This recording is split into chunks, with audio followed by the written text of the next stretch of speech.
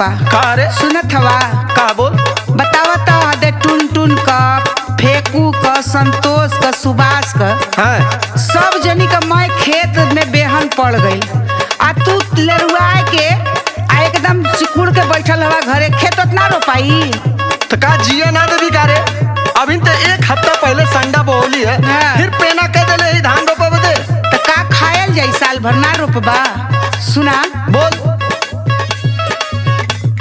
सरजू बावन मोतिया के बेहन डलवाई दा बलम जी रोपवाई दा धान धाना रेखवा बलम जी रोपवाई दा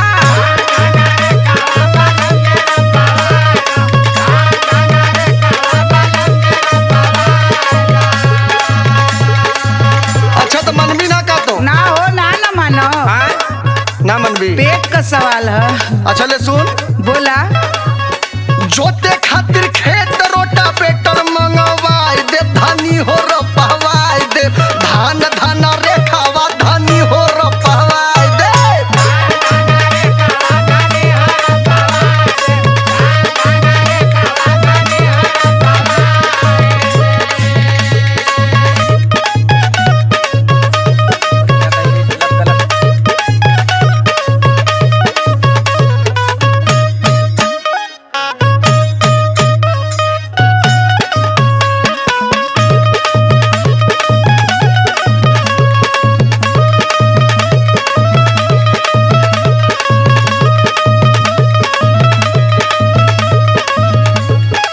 अच्छा तो एक बात ई बतावा का कहत हुआ रोटावेटर लगवावे के हाँ कहिए से तो आए के घरे चिपक गईला तो कहीं जाए का नाम ना लेला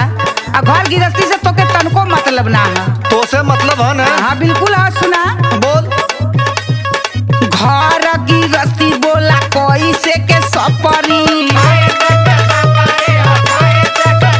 बोला सुनत है आ बैठल बाड़ा घरे पिया छोड़ के नौकरी हाँ, कहाँ से रुपया आई रोटावेटर बदे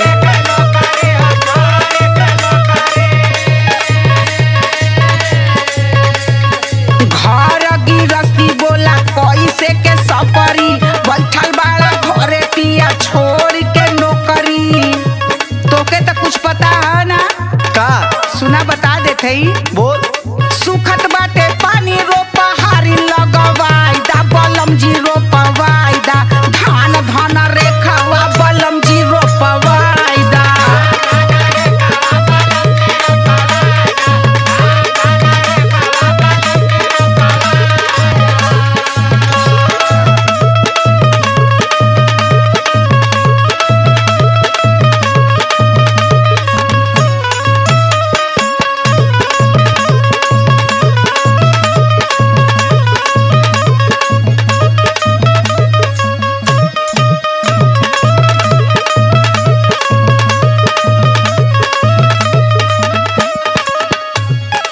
अच्छा तो टेंशन मत ले काहे देख हम का बोआइला का बोई बा हो धन रखवा चक्कर मत पड़ अच्छा आपकी चिंटुओ वाला बोआ देला चिंटू आ हाँ। अरे ई तक केहू के लइकन का नाम हो अरे तो नाम में कामो तो अच्छा आई सुन बोला सोहरत के गावे गावे लहरत बा झंडा अच्छा मतलब तू इतना मेहनती हवा तो झंडा लहरत ह। घूम रहुआ में तो पता चली अच्छा 3 बीघा तालाबा में रोपले पानी संडा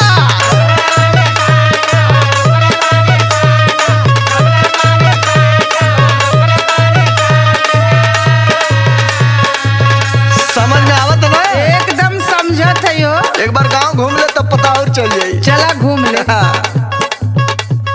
सोहरत के गावे गावे लहरत बा झंडा 3 बीघा तालाबा में रोपले पानी संडा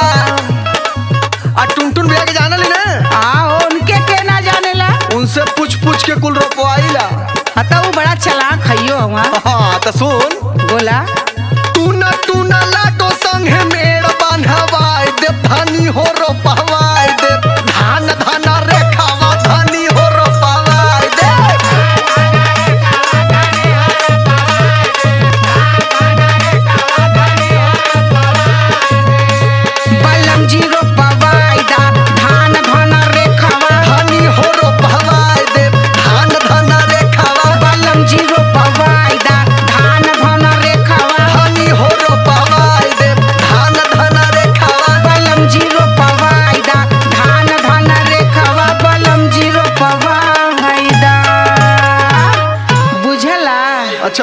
रोपवाई देतला रुक कलम जी रोप